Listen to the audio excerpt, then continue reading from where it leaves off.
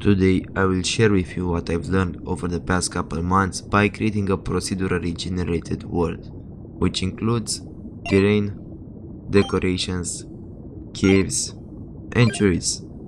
Basically a Minecraft ripoff. Before exploring complicated ideas, let's take a look at the fundamentals first. Begin by defining a getBlock type function, which will be called for every single block. By the way, I'll be keeping those concepts pretty abstract so you can recreate this in whatever game engine or environment you use. So this function has three parameters, the x, y, and z, which represent the coordinate of the current block we are calling for. Let's try returning stone and see what happens. Maybe return log, or maybe sand. Let's set a condition. If the y is greater or equal to 8, let's return air. Since the chunk's height is 16, this will replace half of it with air. Let's consider the sin function, which is well known for providing this cliff-like repetitive pattern. So why not offset the y based on sin x?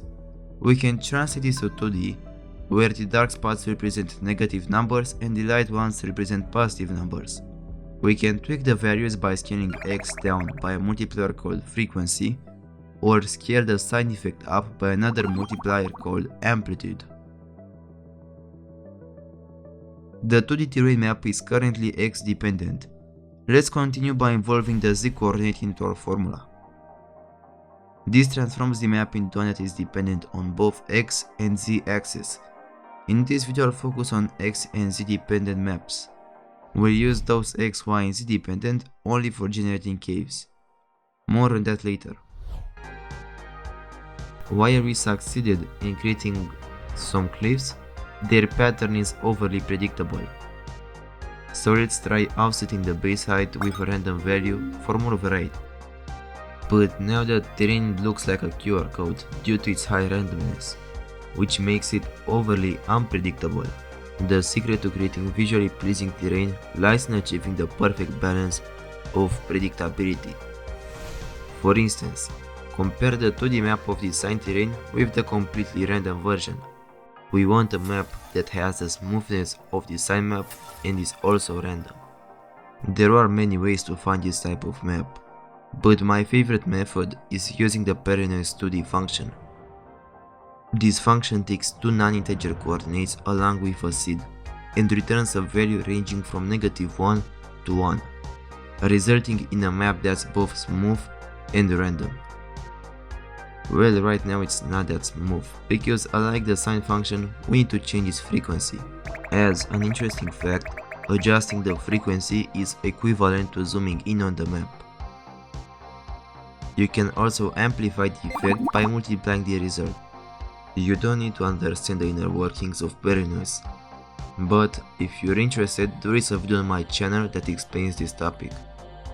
The key point is that you can input x and z based on a random seed to get a varied height. Although we want it smooth, we still want natural looking terrain with some abrupt spots. Imagine you have a Perinoise layer, which we'll call an octave. Create an additional octave, enhance its detail by adjusting the frequency, and reduce its impact. Repeat this process several times, then combine all the layers. Now you've got this big cake of summed Perinoise, which is called fractal noise.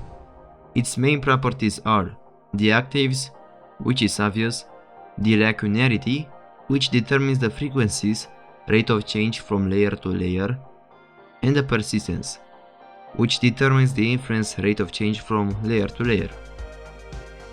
Higher lacunarity leads to more sudden changes, and greater persistence amplifies the impact of these changes.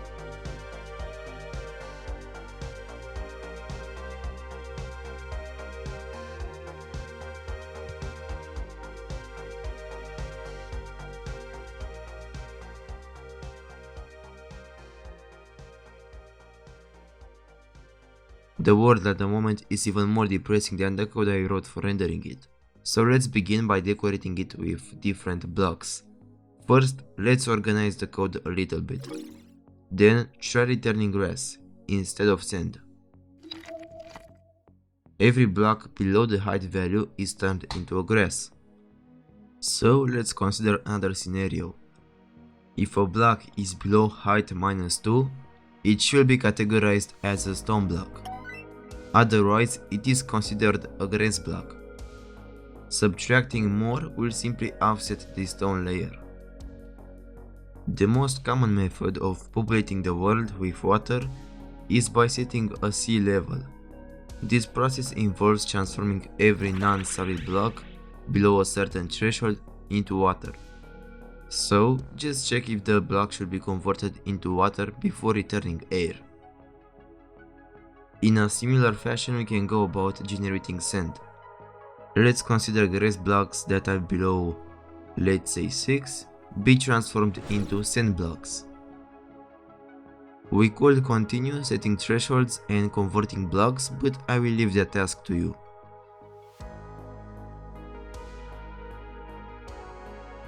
In the beginning of the video, I mentioned we're going to use the X, Y and Z dependent maps for this one. Thus, I present you the Perlinoise 3D function, which works just like the Perlinoise from before, but it's 3D. So it requires 3 coordinates and 1 seed. Technically, the output ranges from -1 to 1, and it gradually changes from spot to spot, so let's interpret positive outputs as air blocks. This affects the entire world, so why not use this technique only for stone blocks? Let's consider only the outputs that are greater than 0.5, thus we have smaller caves. And since the noise leaves an awkward gap on the bottom, we'll fill the layer at Y0 with stone. Let's get back on the surface now and start adding trees.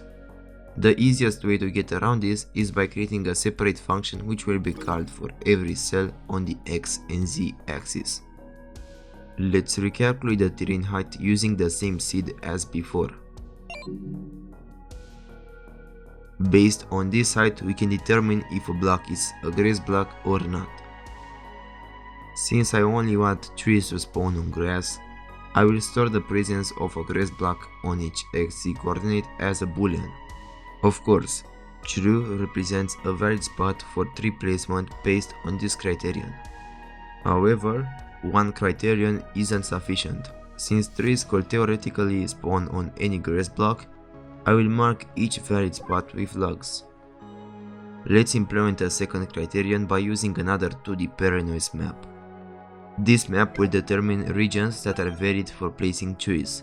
Thus, trees are likely to spawn next to each other. Remember to tweak every single number from here, since your world will be different from mine. Now, a block is valid for placing trees based on 2 criterions, which still aren't enough. Let's introduce a third map which will be completely random. Here I am considering only the values above 0.95, which means that each pixel on the map has a 2% chance of being valid. Let's merge those 3 booleans using the AND operator, and finally we've got a decent result. Now I will basically create a tree by placing 2 logs and 2 leaf layers on top. Well, this looks more like a lollipop rather than a tree, but I'm not a modeler and this gets the job done.